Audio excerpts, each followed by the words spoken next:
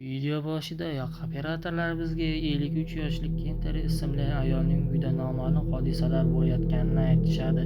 Uning aytishicha, eri 1 yil oldin o'rmonda izsiz yo'qolgan, o'g'li esa 1 oy oldin o'rmonda g'oyib bo'lib, 1 haftadan so'ng qaytib kelgan bo'ladi. Lekin u o'g'lida noma'lum bir hodisalarni sezayotganini aytadi. O'g'li o'ziga umuman o'xshamayotganligini videosini ham jo'natadi. Videoda onasi o'g'liga ovqat olib kirib berayotganini ko'rsatadi va o'g'li maxluqning ovozida yo'q deb javob berayotganini ko'rsatadi. Operatorlar bu uyda nima borligini o'rganish uchun u uyga qarab yo'l olishadi. Operatorlar yo'lga chiqishdi. Ular Kenterning uyida nimalar bo'lyapti va nima bo'lishi haqida gaplashib ketishar edi. Bir soatlardan keyin ular ayolning uyiga yetib borishadi va uyning eshigini taqillatishadi. Uyning eshigini taqillatishgandan so'ng ayol chiqib ulardan kim ekanligini so'raydi. Ular esa siz chaqirtirgandingiz, biz o'sha kompaniyadanmiz deydi va ularni ichkariga kiritishini iltimos qiladi. Ayol esa xuddi birinchi marta ko'rgandek ulardan qo'rqib, ularni ichkariga olib kiradi. Va ular xonaga kirib nima bo'lganini ayoldan so'rashadi. Ayol bo'lsa ularga bari haqiqatni aytib beradi. Eri 1 yil oldin yo'qolganligini, o'rmonda izsiz g'oyib bo'lganini va o'g'li 1 oydan keyin uni qidirishga ketganligini, o'g'li ham 1 hafta yo'q bo'lib ketgandan keyin o'g'lini o'ldi deb o'ylaganligini aytib beradi. Ammo 1 haftadan keyin o'g'li qaytib keladi, lekin u o'g'liga umuman o'xshamaydi. Kenter esa mayli deb o'g'lining xonasini ko'rsatadi va ular o'g'lining xonasiga borishadi. O'g'lining xonasiga borishgandan keyin esa ular eshikni taqillatishadi. Eshikni taqillatishganda hech qanday ovoz eshitilmaydi. Shunda operator men eshikni ochyapman deb eshikni ochadi va ichkarida bir noma'lum maxluqqa ko'zlari tushadi. Operator salomlashadi va maxluq sochini tarayotganini ko'rishadi. Operator ularni oyisi chaqirganligini maxluqqa aytadi va maxluq qo'lidagi taroqni tushirib yuboradi.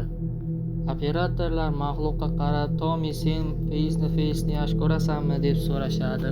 Maxluq esa boshini 360 gradusga burib, "Ha" deb javob beradi va ular pasakaga tushib qolishadi. Va ular maxluqqa xayrli tun tilab eshikni yopib ketishadi. Birozdan so'ng maxluq chiqib ketgandan so'ng ular maxluqning xonasiga kameralarni o'rnatib chiqishadi. Ammo operatorlardan biri kravat ortida qonli tarelka borligini ko'rib qoladi. Ular tarelkaga tegishganda u to'satdan qimirlab ketadi va ular yanada ko'proq qo'rqishadi. Ular bu yerdan tezroq ketish kerakligini aytishadi. Keyin Kenterning xonasiga kirishadi.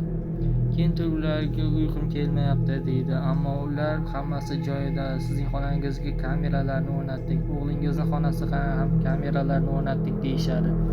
Ayol esa o'g'lidan xavotir olishini aytadi. Operatorlar esa xavotir olmang, siz bemalol uxlayvering, biz kechasi bilan qo'riqchilik qilib chiqamiz deb ayolga xayrli tun tilashadi va o'ziga kelishini aytishadi va xonadan chiqib ketishadi. Operatorlar o'ziga mo'ljallangan xonaga kirishadi va nimalarnidir gaplashib o'tirishadi. Operatorlardan biri qattiq qo'rqayotganini aytib, tezroq ketish kerakligini aytadi, ammo ikkinchisi unga quloq solmaydi. Tunda esa ular uxlashgan paytda maxluqqa nimadir bo'layotgan edi. Maxluq o'zidan o'zi qimirlar, boshini u yoqdan bu yoqqa aylantirar edi. Birozdan so'ng esa maxluq nimadirdan titrashni boshlaydi. Onasi esa bu tovushlarni eshitmaydi. Maxluq to'satdan sezilarli darajada o'sib ketadi va o'rnidan turib nimalarnidir qayd qilishni boshlaydi va tarelkadagi qandaydir qonli narsalarni yana g'ajishni boshlaydi. Va u sekin astalik bilan eshikning yoniga boradi. Kamera uning dahshatli yozuvlarini videoga olib boradi. U eshikni sekingina ochib tashqariga chiqishni boshlaydi. U astalik bilan onasi yotgan xonaga kelishni boshlaydi. U eshikning yoniga kelib, eshikni sekin ochadi va onasining xonasiga sekin kiradi. Operatorlar bu shovqinni eshitmaydi va u onasining xonasiga kirib, o'zini g'alati narsalarni qila boshlaydi. Maxluq onasining yoniga kelib, tilini chiqarib bo'ynidan uning ruhiy quvvatini so'rashni boshlaydi. Naqadar jirkanchli holat. Onasi bu voqeadan keyin shaytonlab qoladi. Maxluq esa yana joyida qotib qoladi. Birozdan so'ng operatorlardan biri kelib Kendisni uyg'otishga qaror qiladi, lekin orqasidagi qon izlarini ko'rib tuxuga o'tiradi. Onasi esa o'g'lini chaqirgancha nima bo'lyapti deydi. Operator uni uyg'otishga harakat qiladi, lekin uning oyoqlari ishlamay qolgan edi. Shunda u ikkinchi operatorni chaqiradi. Ikkinchi operator esa yugurib kelib Kendisni ko'tarib boshqa xonaga olib o'tadi. Kendisni aravachada bir xonaga olib kirishadi va kamera yozuvlarini ko'rishni boshlashadi. Birinchi kamerada hech narsa bo'lmayotgandek tuyuladi, ammo ikkinchi kameraga o'tgandan keyin o'g'li maxluq holida tunda izg'ib yurganini ko'radi va u xonasiga kirganini ko'rib, ayol juda qattiq qo'rqib ketadi. Videoni ko'rgandan keyin duxuga o'tirgan operator bu kechasi umuman uxlolmasligini aytadi. Ular Kendisning xonasining eshigiga stulni tirab qo'yishadi va unga hayajonlanmasdan uxlashni aytishadi. Ayol norozilik bildirsa ham uxlashga rozi bo'ladi va bu tunda ham ular nimalarnidir gaplashishadi. Operator tezroq ketishni aytadi, lekin ikkinchi operator bunday bo'lmasligini aytadi va ular yana uxlaydi.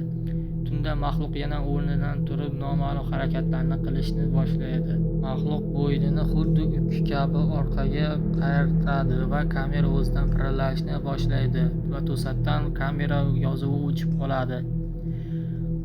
Operatorlar turgan xonaga kamera ulanadi va to'satdan Kendisning xonasida qandaydir ovozlar eshitiladi.